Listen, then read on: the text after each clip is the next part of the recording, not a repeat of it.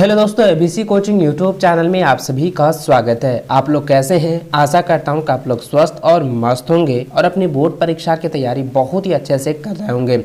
बच्चों, यह वीडियो आप सभी के लिए बहुत ही महत्वपूर्ण होने वाला है, क्योंकि इस वीडियो में class 10th subject social science अर्थात सामाजिक विज्ञान के most important BBI objective questions देखने वाले हैं, जो कि आपकी बोर्ड की परीक्षा में पूछे जा सकते हैं। तो सभी छात्र इस वीडियो को शुरू से लेकर अंत तक देखेंगे और इस वीडियो में बताए गए सभी क्वेश्चन आंसर को अपने कॉपी में नोट कर लीजिए और परीक्षा से पहले इन सभी क्वेश्चन आंसर को आप अच्छे से रिवीजन जरूर कर लीजिएगा। और बच्चों, वीडियो को लाइक करने के साथ अपने सभी दोस्तों के साथ भी शेयर जरूर करेंगे। बच्चों, आगे बढ़ने से पहले मैं आप लोगों को बता दूं कि इस बार भी आपके जो है ऑब्जेक्टिव सब्जेक्टिव दोनों एग्जाम्स होने वाले हैं। ऑब्जेक्टिव में जो है फुल मार्क 40 रहने वाला है, सब्जेक्टिव में फुल मार्क 40 रहेगा, यानी कि टोटल जो आपका एक सब्जेक्ट में 80 अंक जो है आप लोगों को एग्जाम देने होंगे। बच्चों, मैं बता दूं कि ऑब्जेक्टिव में जो है समय आपका 1.5 घंटे का दिया जाएगा, जिसमें कि कुल प्रश्नों की संख्या जो आपको 40 देखने को मिलने वाला है और सभी प्रश्नों का उत्तर आप लोगों को देना अनिवार्य है।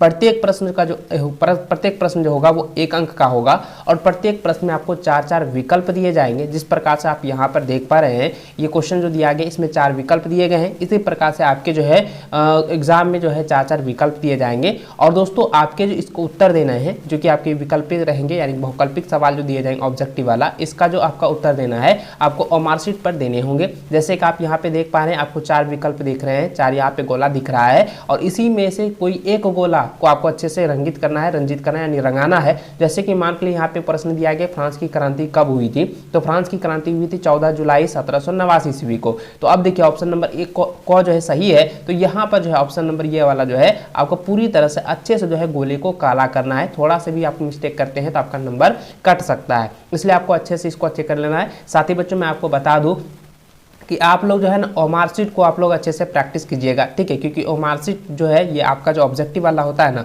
ये आपके नंबर को जो है बूस्ट करने का काम करता है। इसलिए ओमार शीट का प्रैक्टिस करना बहुत ही ज़्यादा जरूरी है, क्योंकि दोस्तों बहुत सारे बच्चे क्या होता है कि हड़बड़ में जो है ओमार शीट में बहुत सारा जो है गलत जो है सही आंसर देने के बावजूद भी उसका गलत हो जाता है, क्योंकि उसका रंगाने में जो है गड़बड़ हो जाता है। इसलिए आप लोग जो है ओमार शीट को अच्छे से प्रैक्टिस करेंगे, ठीक है। चलिए बच्चों, आगे बढ़ते हैं क्वेश्चन की ओर। तो देखिए बच्चों, सबसे पहला प्रश्न आपको मैंने बताया, अभी फिर से आपको बता देता हूं। देखिए प्रश्न पहला दिया गया है कि फ्रांस की क्रांति कब हुई, तो फ्रांस की क्रांति हुई थी 14 जुलाई 1789 ईस्वी। तो ऑप्शन नंबर क जो है इसका सही व सटीक आंसर होगा, ठीक है। अगला सवाल है कि फ्रांस की क्रांति का अग्रदूत किसे कहा जाता है, तो अग्रदूत जो है किसे कहा जाता है, रूस को कहा जाता है। ऑप्शन नंबर ख जो है इसका सही व सटीक आंसर होगा।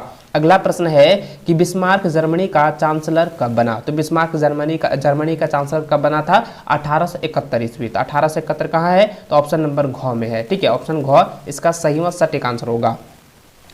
अगला प्रश्न है कि पहले तुम मनुष्य हो, उसके बाद किसी देश के नागरिक या अन्य कुछ, यह कथन किसका है, तो यह कथन जो है किसका है बच्चों, यह कथन जो है ये रूसो का है, ठीक है, याद रखेंगे। ऑप्शन नंबर ग जो है इसका सही व सटीक आंसर होगा, रूसो। अगला प्रश्न है कि विश्वकोश नामक ग्रंथ की रचना जो है किसने की, तो इसका आंसर जाएगा दिदरो, ठीक है। ऑप्शन नंबर ग इसका सही व सटीक आंसर होगा। इन सभी क्वेश्चन को जो है आप लोग कॉपी में नोट करते जाइएगा, ताकि बच्चों आपकी एग्जाम की तैयारी में काफ़ी ज़्यादा हेल्पफुल मिले। आपको जो है ज़्यादा हड़बड़ी नहीं करनी है, एकदम बढ़िया से आपको इसको अच्छे से रिविजन कर लेना है। परीक्षा से पहले सभी क्वेश्चन को आपको अच्छे से रिवीजन कर लेना है। जितना भी सब्जेक्ट का मैंने वीडियो दिया है, इंपॉर्टेंट क्वेश्चन दिया है, उन सभी को आप लोगों को अच्छे से रिवीजन जरूर कर लीजिएगा।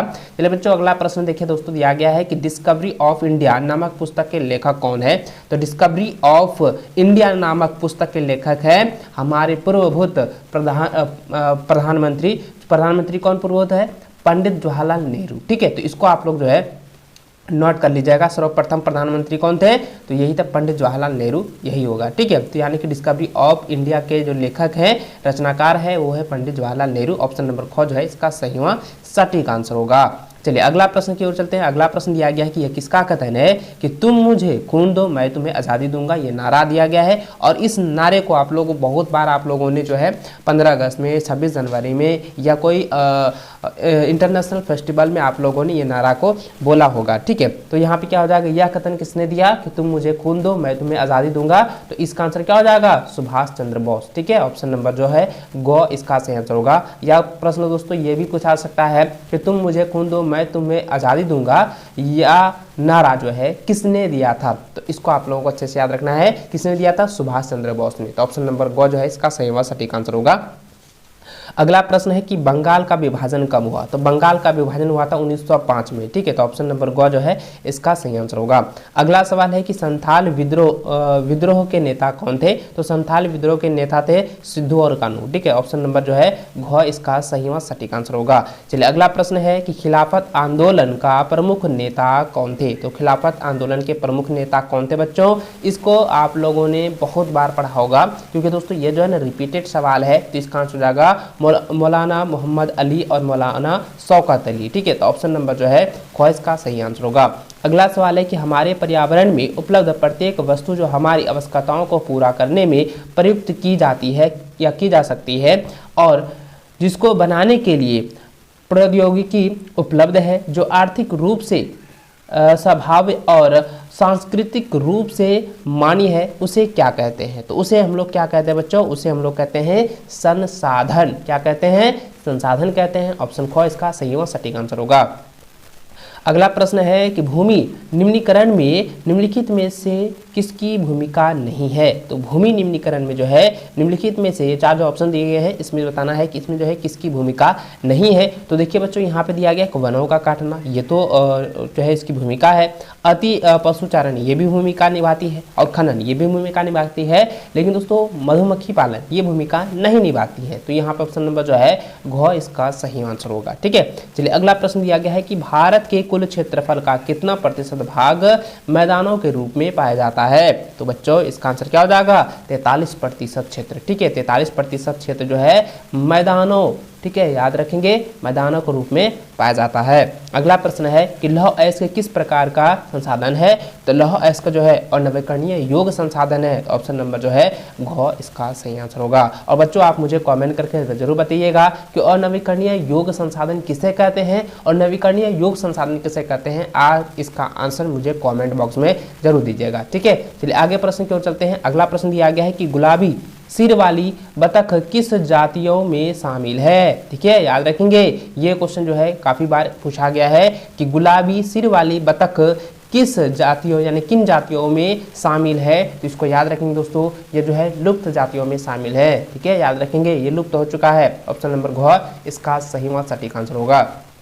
चलिए अगला सवाल दोस्तों दिया गया है कि भारत में जैव विविधता को कम करने वाले कारक कौन है? तो कम करने वाले कारक कौन है? तो देखिए ये हो जाएगा वन्य जीव के आवास का विनाश, वन्य जीव को मारना या शिकार करना, पर्यावरणीय प्रदूषण एवं दवानल। तो इसका जो सही आंसर होगा उपयुक्त सभी हो जाएंगे। क्या हो जाएंगे? उपयुक्त सभी जो है कारक हैं जो कि भारत में जैव विविधता को कम कर रही है। तो ऑप्शन नंबर घ जो है इसका सही आंसर होगा। अगला प्रश्न है कि चिपको आंदोलन किससे संबंधित है? तो चिपको आंदोलन जो है किससे संबंधित है? ये VVI सवाल है, इस बार एग्जाम में पूछे जाएंगे, इसको नोट कर लीजिए। तो चिपको आंदोलन जो है यह वनों की कटाई को रोकने से संबंधित है। तो ऑप्शन नंबर जो है ख इसका सही व सटीक आंसर होगा। इसको आप लोग नोट कीजिए और इसको अच्छे से आप लोग रिवीजन कर लीजिए, हो सके तो इसको याद कर लीजिएगा।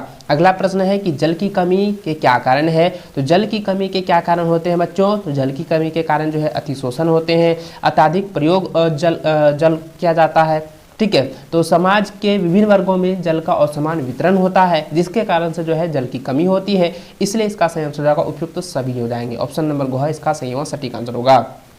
अगला प्रश्न है कि टांका क्या होता है? तो देखिए टांका क्या होता है बच्चों, आपको मैंने पहले भी बताया था, बहुत ही इंपॉर्टेंट सवाल है, इसको आप लोग जो है कॉपी में नोट कर लीजिए, एग्जाम में पूछ जाएंगे। देखिए टांका होता है पानी पीने के पानी को संग्रहित करने वाला भूमिगत टैंक, ठीक है, उसी को टांका कहा जाता है कि जमीन के अंदर जो है टैंक बनाया जाता है, ठीक है, इसको आप लोग नोट रखेंगे। ऑप्शन नंबर जो है क इसका सही आंसर होगा।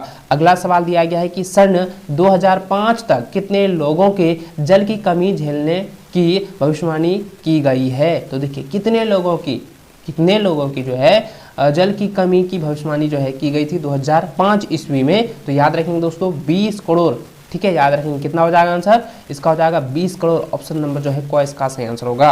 अगला सवाल दिया गया है कि किस देश के प्रति व्यक्ति आय की गणना कैसे कर सकते हैं? तो किसी भी देश की, हम किसी भी देश का जो है प्रति व्यक्ति आय की जो है गणना जो हम करेंगे वो किस प्रकार से हम व्यक्त कर सकते हैं कि किसी देश की कुल आय को कुल जनसंख्या से अगर भाग दे देते हैं तो उसका क्या होगा? उस देश का प्रति व्यक्ति आय प्राप्त हो जाएगी। ठीक है, तो इसका आंसर क्या हो जाएगा? ऑप्शन नंबर ख इसका सही आंसर होगा, किसी देश की कुल आय को कुल जनसंख्या से भाग देकर। ठीक है, ऑप्शन नंबर ख इसका सही और सटीक आंसर होगा। अगला सवाल दोस्तों दिया गया है कि वे देश जिनकी 2017 में प्रति व्यक्ति आय $12,056 प्रति वर्ष या उससे अधिक होती है तो वह देश निम्न में से किस श्रेणी के अंतर्गत होता है? तो वह जो है विकसित देश में आते हैं। किस में आते हैं? विकसित देश में। ऑप्शन नंबर ख इसका सही आंसर होगा। अगला सवाल दिया गया है कि सतत विकास का उद्देश्य है। तो सतत विकास का उद्देश्य क्या होता है? देखिए, सतत विकास और सतत पोषणीय विकास दोनों एक ही सवाल है, इसको आप लोग याद रखेंगे, ये सब्जेक्टिव में पूछे जाते हैं। तो याद रखेंगे दोस्तों, सतत विकास का उद्देश्य होता है विकास वर्तमान के लिए और आने वाले पीढ़ी के लिए होना चाहिए। ठीक है, ये दोनों के लिए होना चाहिए। तो देखिए यहाँ पे पहला दिया है विकास केवल अपने के लिए, ये नहीं होगा। तो देखिए अगला ऑप्शन देख लेते हैं, विकास केवल दूसरों के लिए, ये भी नहीं होगा।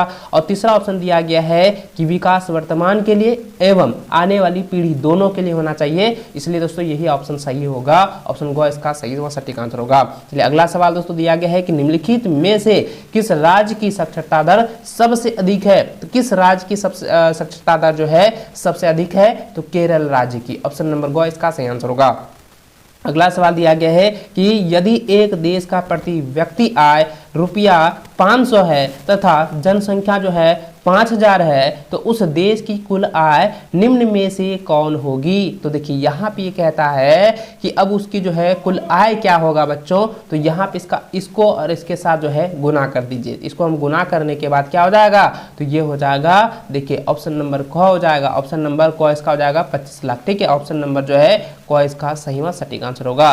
चलिए अगला सवाल की ओर चलते हैं। अगला सवाल दिया गया है निम्न में से कौन से क्रियाकलाप द्वितीय क्षेत्रक के अंतर्गत आते हैं? तो बच्चों मैंने आपको बताया था द्वितीय क्षेत्रक में आते हैं प्राकृतिक उत्पादक, यानी कि उत्पादक वाले जितने भी क्षेत्र हैं वो द्वितीय क्षेत्र में आते हैं। ठीक है, याद रखेंगे। इसलिए दोस्तों इसका ऑप्शन नंबर ख जो है इसका सही आंसर होगा। जो प्राकृतिक उत्पादों को विनिर्माण के द्वारा बदला जाता है। ठीक है, ऑप्शन नंबर जो है ख इसका सही आंसर होगा। चलिए अगला सवाल दोस्तों दिया गया है कि प्रच्छन्न बेरोजगारी का मतलब ऐसी स्थिति से है जहां लोग, तो देखिए प्रच्छन्न बेरोजगारी का मतलब क्या होता है? प्रच्छन्न बेरोजगारी का मतलब होता है कि नियोजित जो है वो निश्चित है लेकिन उत्पादक जो है उसकी मात्रा एकदम शून्य है। ठीक है, याद रखेंगे। ऑप्शन नंबर जो है ग इसका सही व सटीक आंसर होगा। ठीक है, चलिए अगला सवाल दोस्तों दिया गया है कि 14 या 15 वर्ष की आयु के स्कूल जाने वाले कुछ बच्चों का उस आयु वर्ग के कुल बच्चों के साथ प्रतिशत क्या कहलाता है? तो प्रतिशत जो कहलाता है वो कहलाता है निवल उपस्थिति अनुपात। ठीक है, क्या कहलाता है? निवल उपस्थिति अनुपात। ऑप्शन नंबर क इसका सही व सटीक आंसर होगा। अगला सवाल है कि संगठित क्षेत्र का सही अर्थ चुने। तो संगठित क्षेत्र का अर्थ होता है यह उन उद्गमों को शामिल करता है जहां रोजगार की शर्तें नियमित है। ठीक है, तो ऑप्शन नंबर क इसका सही व सटीक आंसर होगा। चलिए दोस्तों अगला सवाल की ओर चलें। अगला सवाल दिया गया है कि कौन से क्षेत्र को सेवा क्षेत्रक भी कहा जाता है? तो सेवा क्षेत्रक किसे कहा जाता है? तृतीय क्षेत्रक को। तृतीय क्षेत्रक जो है सेवा के क्षेत्र कहा जाता है, जिसमें कि डॉक्टर, इंजीनियर, जितने भी जॉबलर हैं, ठीक है, वो सारे चीजें हैं वो आते हैं सेवा के क्षेत्र में। जैसे कि डॉक्टर हो गया, इंजीनियर हो गया, टीचर्स हो गया, ठीक है, फिर वकील हो गए, कोर्ट हो गया, जितना भी चीज़ है ना वो सारा चीज़ जो है तृतीय क्षेत्र में आते हैं। ठीक है, वे सभी जो है सेवा क्षेत्र में आते हैं, वो हो गया तृतीय क्षेत्र। ऑप्शन नंबर ग इसका सही आंसर होगा। अगला सवाल है कि सत्ता की साझेदारी के क्षैतिक वितरण के अंतर्गत कौन शामिल है? तो क्षैतिक वितरण के जो है अंतर्गत में कौन कौन आते हैं? वो आते हैं विधायिका, कार्यपालिका और न्यायपालिका। तो ऑप्शन नंबर ग इसका सही आंसर होगा। अगला सवाल दोस्तों दिया गया है कि यूरोपीय संघ का मुख्यालय कहाँ उपस्थित है? तो यूरोपीय संघ का मुख्यालय जो है वो कहाँ है? ब्रुसेल्स में। तो ऑप्शन नंबर जो है क इसका सही आंसर होगा। अगला सवाल है कि सामुदायिक सरकार किस देश से संबंधित है? सामुदायिक सरकार जो है वो बेल्जियम देश से संबंधित है। ऑप्शन नंबर ख इसका सही व सटीक आंसर होगा। अगला है कि बेल्जियम में डच भाषा बोलने वाले की आबादी कितनी प्रतिशत है। तो डच भाषा जो है वो बोलने वाली यानी डच लैंग्वेज जो है भाषा बोलने वाली जो बेल्जियम है ये उसमें वहाँ के देश में कितनी जनसंख्या यानी कितना प्रतिशत आबादी जो है डच भाषा बोलते हैं, ये सवाल है। तो इसका आंसर जाएगा 59%। ठीक है, याद रखेंगे 59% व्यक्ति यानी 59% लोग जो है डच भाषा का जो है प्रयोग करते हैं, डच भाषा बोलते हैं। तो ऑप्शन नंबर जो है इसका सही आंसर होगा। अगला सवाल दोस्तों दिया गया कि सत्ता के साझेदारी के ऊर्ध्वाधर वितरण से निम्न में से कौन संबंधित है। तो बच्चों इसका आंसर आप मुझे बताएं, क्योंकि कई बार एग्जाम में पूछा गया है और रिपीटेड सवाल और मैंने इसका आंसर भी आप लोगों को बताया है कि केंद्र सरकार, राज्य सरकार और स्थानीय सरकार ये सभी क्या है सत्ता की साझेदारी के ऊर्ध्वाधर वितरण का एक संबंधित क्रियाएं हैं। ठीक है, इसको आप लोग जो है याद रखेंगे, संसाधन है, इसको आप लोग नोट कर लीजिए। ठीक है, ऑप्शन नंबर ख इसका आंसर होगा। अगला सवाल दोस्तों दिया गया है कि इनमें से कौन संघ सूची का विषय है। तो बच्चों इसका आंसर हो जाएगा प्रतिरक्षा, विदेशी मामले और बैंकिंग, ये सभी क्या है प्रतिरक्षी संघ सूची है। ठीक है, इसको याद रखेंगे, संघ सूची के विषय हैं। ऑप्शन ख इसका सही व सटीक आंसर होगा। चलिए अगला सवाल की ओर। अगला सवाल दिया गया है कि हमारे देश में राज्य भाषा हिंदी को बोलने वाले का प्रतिशत कितना है। तो देखिए हिंदी तो सभी बोलते हैं ना, लेकिन यहाँ भी सवाल पूछा गया है कि हमारे देश में राज्य भाषा जो हिंदी भाषा है, राष्ट्रीय भाषा जो है, इसको बोलने वाले की प्रतिशत कितनी है। तो प्रतिशत आपको बताना है ना, तो ये प्रतिशत हो जाएंगे 60%। ठीक है, 60% जो है वो शुद्ध हिंदी बोलते हैं, राष्ट्रीय भाषा बोलते हैं। ऑप्शन नंबर घ इसका सही आंसर होगा। अगला सवाल दोस्तों दिया गया है कि भारत की अनुसूचित भाषाओं में झारखंड की कौन सी भाषा शामिल है। तो याद रखेंगे यह जो है संथाली। ठीक है, ऑप्शन नंबर जो है घ इसका सही आंसर होगा। अगला सवाल है कि पंचायतों में महिलाओं के लिए कितने प्रतिशत आरक्षण का प्रावधान किया गया है। तो दोस्तों इसका आंसर याद रखें 50% आरक्षण जो है महिलाओं के लिए रखा गया है। ऑप्शन नंबर घ इसका सही आंसर होगा। अगला सवाल दोस्तों दिया गया है, अंतिम सवाल है कि भारत में वास्तविक विकेंद्रीकरण की दिशा में एक बड़ा कदम कब उठाया गया। तो इसका आंसर हो जाएगा 1992 ईस्वी को। ऑप्शन क इसका सही आंसर होगा। तो दोस्तों इस प्रकार से इस वीडियो में जो है सोशल साइंस के 40 ऐसे ऑब्जेक्टिव क्वेश्चन देखे हैं जो कि आपकी बोर्ड की परीक्षा के लिए बहुत इंपॉर्टेंट है। वीवीआई सारे क्वेश्चंस है, इन सभी क्वेश्चन को आपको जो है कॉपी में जो है नोट कर लीजिए और इसको आप एग्ज़ाम से पहले अच्छे से जो है रिवीजन कर लीजिएगा, रट लीजिएगा, क्योंकि दोस्तों इस बार भी आपको बोर्ड की परीक्षा में 400 से अधिक अंक आप लोगों को लाने हैं। आपको अच्छे से मेहनत करनी होगी, अच्छे से आप लोगों को तैयारी करनी है। ठीक है, चलिए बच्चों इस वीडियो को अपने सभी दोस्तों के साथ शेयर करेंगे और इस वीडियो को लाइक भी जरूर कीजिएगा। मिलते हैं नेक्स्ट वीडियो में, तब तक जय हिंद, वंदे मातरम।